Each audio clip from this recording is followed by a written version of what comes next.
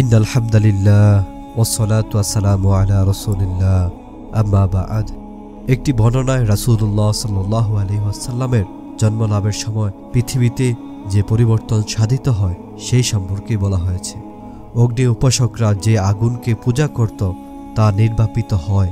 এই বর্ণনায় এই কথা বোঝা যাচ্ছে যে দীর্ঘদিন ধরে অগ্নিকে অবিরত প্রজ্বলিত রেখে তাকে পূজা করা অগ্নি উপাসকদেরই কাজ। মহান আল্লাহকে বাদ দিয়ে আগুনের সাথে এই আচরণ মূলত শিরকের দিকে মানুষকে নিয়ে যাচ্ছে।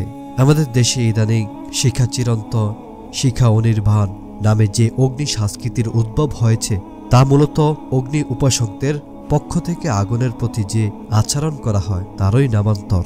উল্লেখ্য যে চিরন্তন শব্দটিও শুধুমাত্র মহান আল্লাহর ক্ষেত্রে ব্যবহার হতে পারে। ইসলামের দৃষ্টিতে মহান আল্লাহই চিরন্তন, অন্য কিছু কখনো চিরন্তন নয়। কুল্লু মান আলাইহা ফান ওয়া ইয়াবকা ওয়াজহু রাব্বিকা যুল জালালি ওয়াল ইকরাম।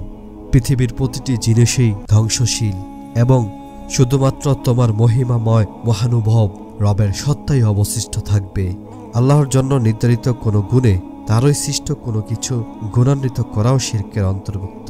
সেই পরিপ্রেক্ষিতে অগ্নিশিখাকে চিরন্তন নামকরণও প্রকাশ্য শিরক।